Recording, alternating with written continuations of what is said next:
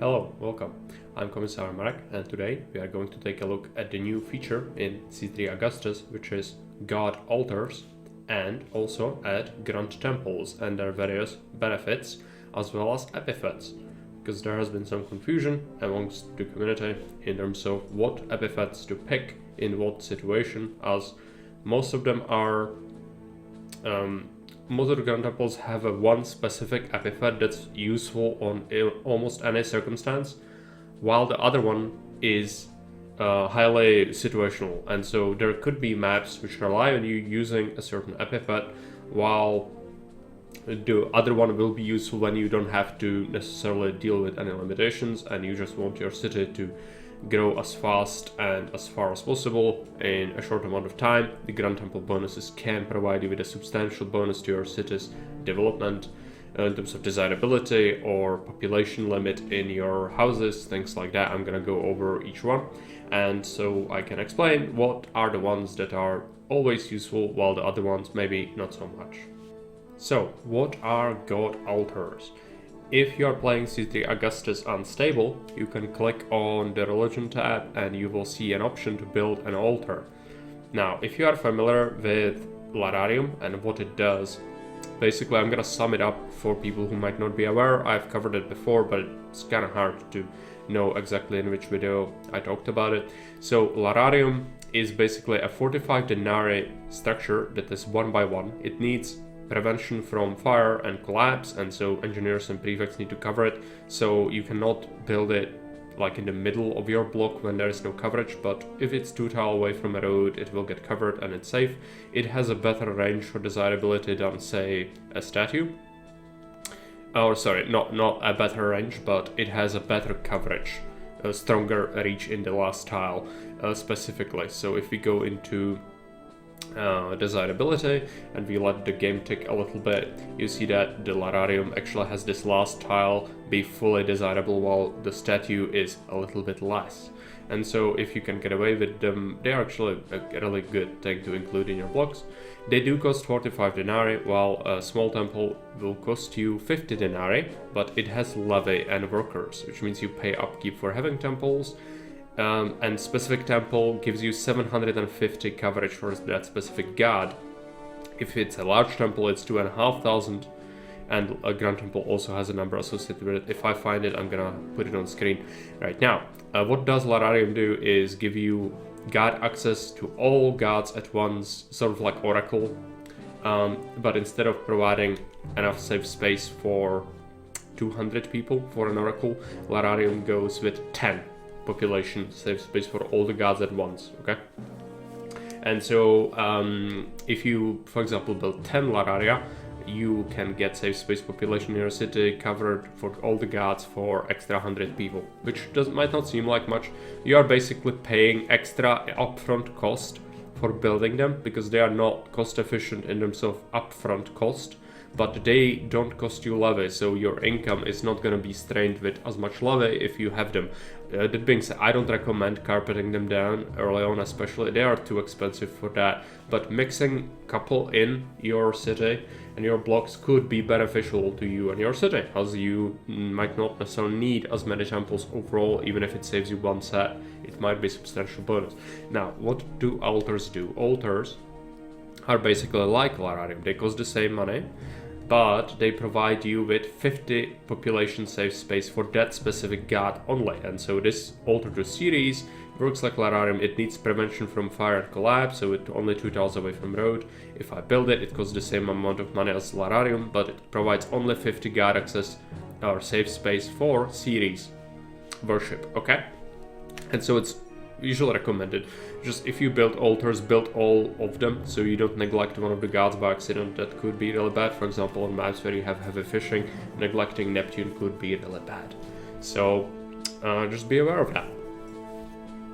Now let's get to the main part of this video, which is going to be going over Grand Temples and their various benefits, as well as their epithets and what is the most useful benefit of which epithet is the best to always pick if you don't have a specific challenge on a map. I'm gonna go over each one, explain them. Also, some grand temples are just better than others in various circumstances, but you can almost never go wrong with a Venus grand temple on any given map, as it just improves your desirability, which means that you have to use less space for your decorations, and that's amazing. So otherwise, each one can be useful on heavy military maps. Going for early Mars grand temple is good. It allows you to get extra 4 forts, up to 10 forts of units as its base bonus. For Venus, its base bonus is just extra desirability for all decorations in your city, even without coverage for Venus. I should cover how grand temples work for some people who might not know. If you build a grand temple for, let's say you build a grand temple to Neptune, and you would pick an epithet that is a temple of Neptune auditor, which gives your housing extra capacity by 5%. So instead of 100 people in a house, you could have 105 people. It is kind of close to that with Grand Insula. It has like 96 capacity, and so it can mount up to a significant difference if you cover your whole city with this benefit. But well, some people ran into an issue where it just doesn't apply. Well, the reason why is it actually takes a look at your housing, and any housing that has service requirement covered by that specific priest of that specific god gets the benefit. You don't need this grand temple to actually cover any houses. It can be in a corner somewhere, but any priests of Neptune will actively give the bonuses to the houses they pass around, okay? With Neptune, what is its benefit is that reservoirs and fountains get 1 extra range, especially used on desert maps, but it's a good convenience bonus. It wouldn't be my first grand temple to build on most maps though, just so you are aware. Now, let's start going over the start, as I covered a couple of the base bonuses. So Venus is the decorations get extra desirability, as this is this base bonus you get for building the temple. And then you can also right click on it and pick a benefit as an epithet, which means you have a choice between these two things. I'm gonna go over these extra things, the epithets, in a little bit. First, let's talk about the base bonuses. So Grand Temple of Venus, extra desirability for gardens and other decorations in your city, amazing bonus. I think it's the most powerful one, especially paired with the epithet, which I'm gonna talk about a little bit later, but it's really, really good. Mars, 10 forts instead of 6 in your city, really good on very hard military maps where you need to be absolutely sure you beat the military challenges. And Neptune, it has the extra range on reservoirs and fountains, really good convenience sort of bonus that you can never go wrong with, but it wouldn't be my first to pick. The benefit for building Grand Temple series is that all your farm cart pushers will get 50% speed increase for their carts, and so they can effectively deliver further from their farm to a granary before becoming inefficient. And if you build a highway, they will go insanely fast, and you can really get away with very, very far away granaries and still be very efficient for your farming. And that is a really solid bonus, but its main strength, in my opinion, comes from really picking the epithets, which we'll cover later, as I said. For Grand Temple to Mercury, your bonus is that land traders will get extra capacity for their goods, which is really powerful. So provides traders both land and sea with 50% additional capacity. Land traders and native traders get a 25% speed bonus. This will allow increased trade throughput. Okay, so that is really good, really important. Grand Temple to Mercury, this bonus can be especially useful on large maps. If you pair it with a highway and or caravanserai and its bonus for capacity for traders, you can really get away with very high quotas, especially if it's a map that relies on you importing massive quantities of food or other goods. You can use this to effectively double, triple your output. If you do a highway as well as Mercury Temple as well as caravanserai, you can really increase the amount of goods you can export or import this way. Super useful on specific maps. I would say it's not that necessary on very small maps, so like it is situational, but on some maps this temple can be absolutely essential. Okay, so just remember this is what it does. I'm gonna go over its epithets in a little bit. And then we have a Pantheon. And so Pantheon is this structure, which I'm not a big fan of the Pantheon. Many people don't really build it, don't know what it does, and so it's basically a temple to all the gods. That's what Pantheon is supposed to be. So it provides population and priest vocal coverage to all 5 gods, which means if the Pantheon is a part of a block, it gives access to all worship of all gods at once. And they will also get the relevant bonuses. If you have other grand temples, they'll get the bonuses from these priests through the Pantheon, as its walker will do the thing for you. So it can effectively save some space if you only have a map where you can build only large temples and you need 5 or you need all the gods for your patrician block. You can instead build a Pantheon and it's gonna give them access to all the gods, but that's like very situationally useful. If you can do small temples, you're still better off space-wise just building the small individual temples for that block. And also, as it is currently, it is, due to how large it is, its Volker has a problem where sometimes he can only cover like 15 tiles and then he goes back, and that's really bad. So, Kerry said that he's gonna look into it, and maybe we'll see a patch that's gonna boost the Volker coverage, because currently it is very unreliable. You need to know spawn and exit points for the building and really plan around if you want to get maximum coverage out of it, and that's just not something I even want to go into here. Just know that it can be hard to make it work where you want.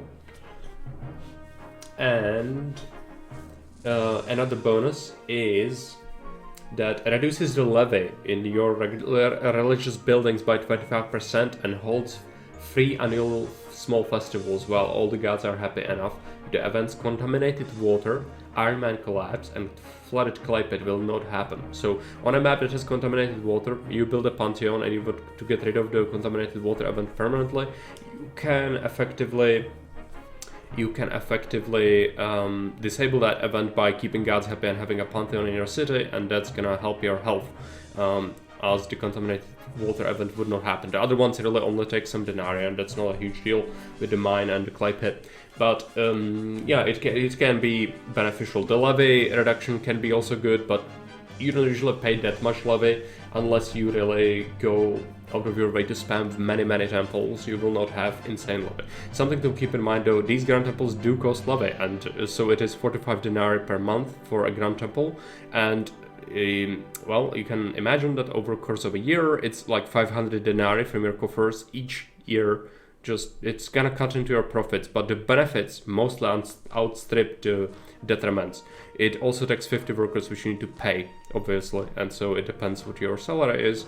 As I talked about, maybe it's good to reminder, this is how much you pay to 10 workers per year, and so we know it's 30, and so if you want to calculate wage, we would know that 50 workers would work in this Mercury temple, and so we would be paying 10 workers 30, and that is 50, and so we would be paying 150 denarii per year extra in wages. But keep in mind, you can tax people for some money back always when they work in these places, so it's kind of having extra jobs sometimes can be good. And so it's like 650 denarii-ish for one of your grand temples annually for wages as well as its levy. So keep that in mind. It's not a free thing. They also have multiple stages that need to be built. It takes a while. It can be hard to get to that.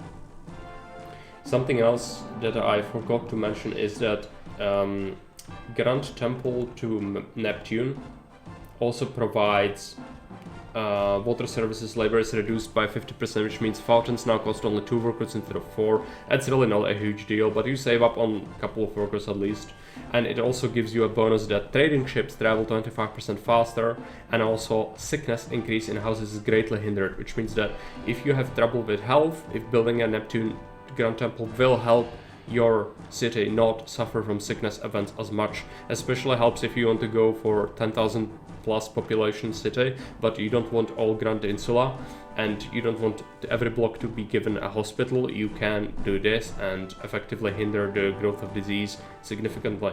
Okay, and so now that we've covered these bonuses, these are the base bonuses for these Grand Temples, we can delve a little bit more into what are the epithets. And so when you right click on a temple, let's for example take Grand Temple to Venus, we can click down here, bestow an epithet on a temple, and when you select one, it will cost you 1,000 denarii, and then you apply this bonus.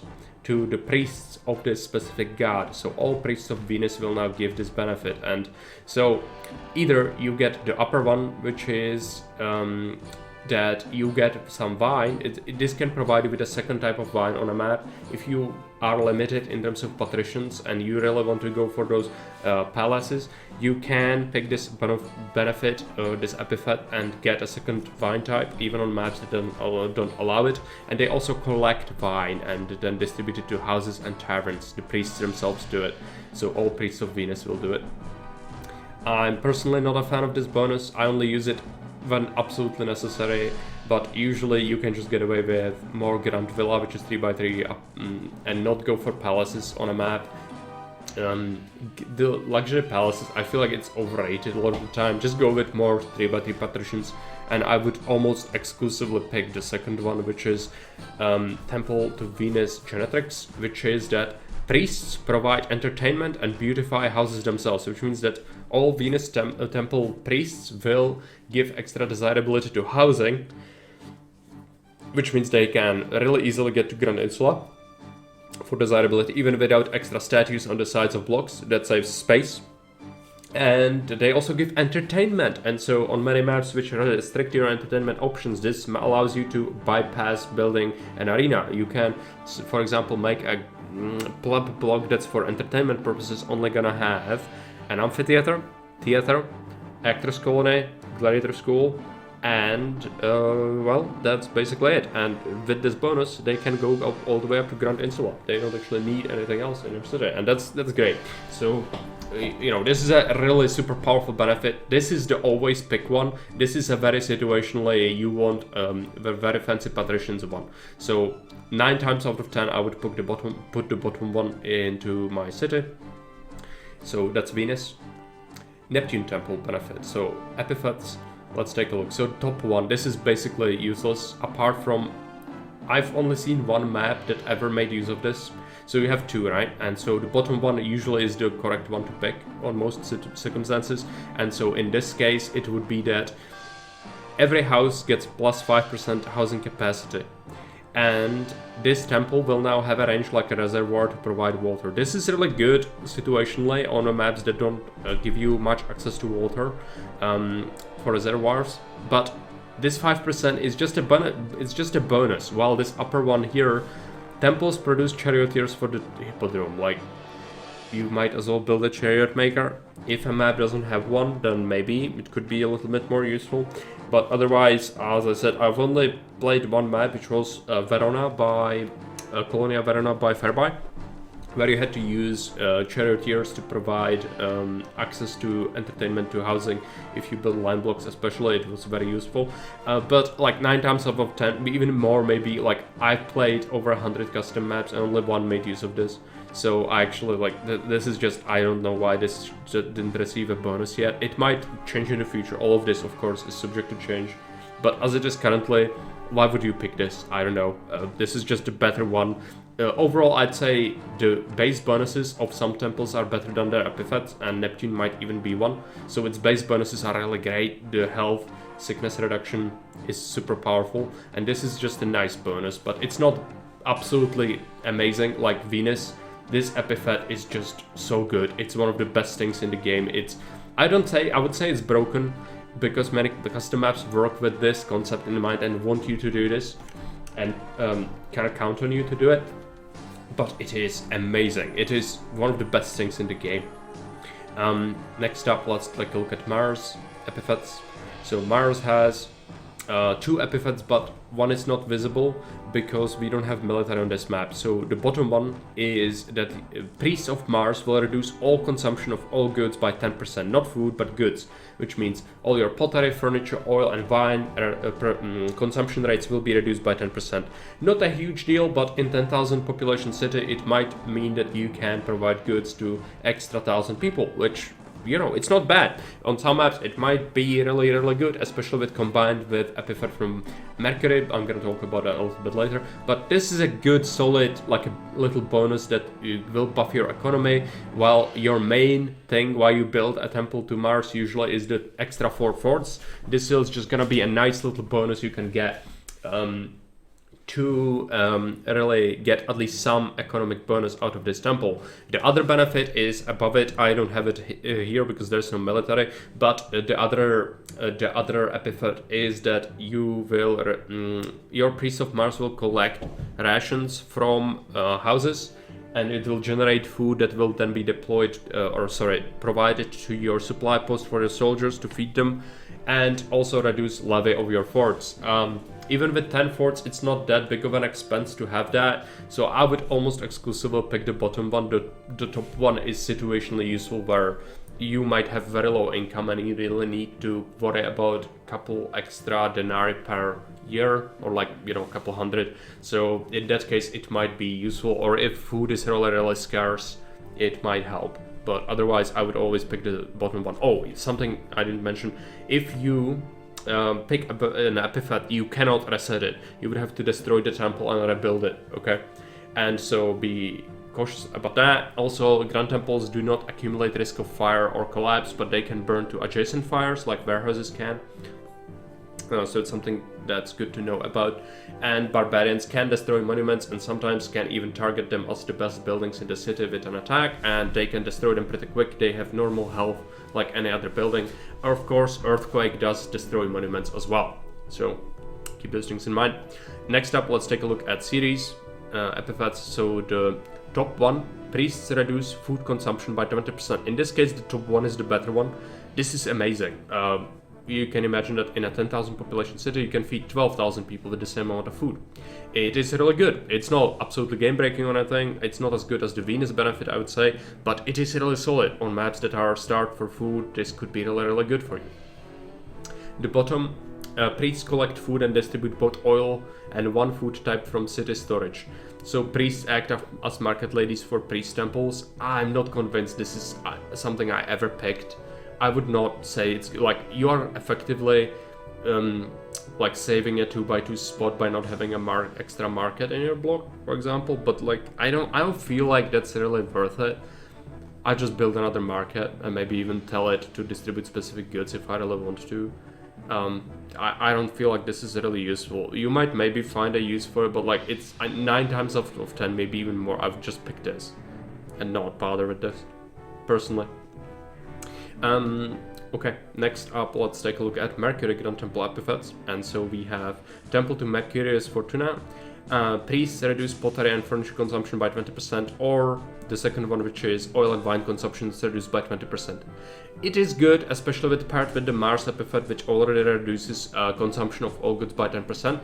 And now you can reduce it by 30 in total for that specific category.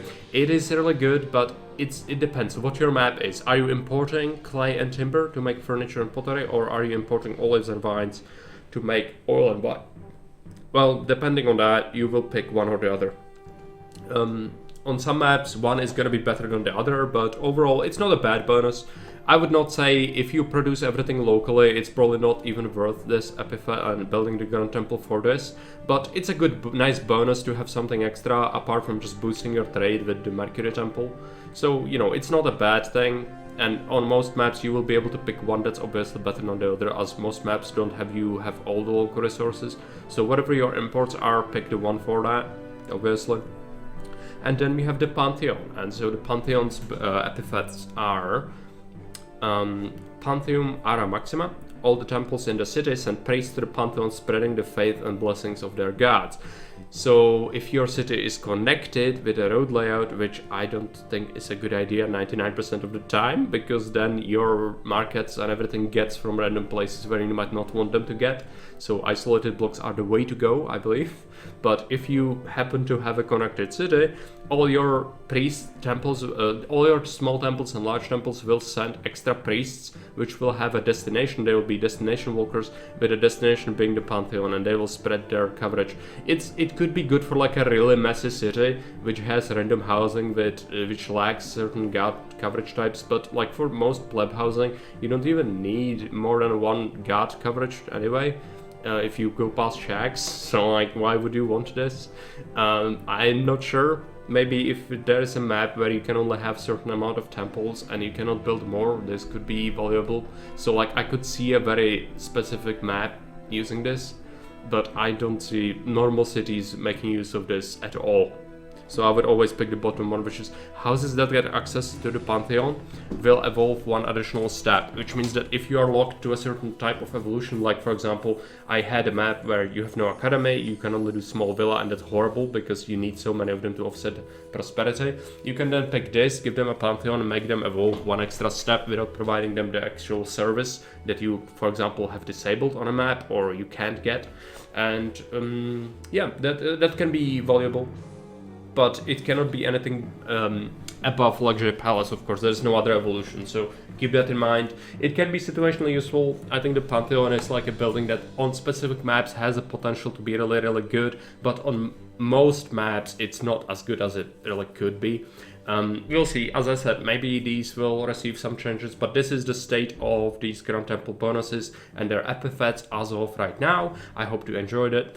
Let me know if you have any other thoughts on it. I'm gonna be updating with more videos if there are updates that change dramatically how this works, but for now this is the quote-unquote meta of what to pick, when to pick it, and what to prioritize. Okay, so not always will you want these Crown Temples in all places, but you know, as I said, I believe that there are some that are better than others, and for me those would be Venus, Neptune series, really powerful, and for very specific heavy trade maps, then Mercury, for very heavy military maps, Mars, and for restricted maps where you don't get academy or other services for patricians, Pantheon. Okay, so that's been my 2 cents on this. I hope you enjoyed it. Thank you for watching and see you around. Bye.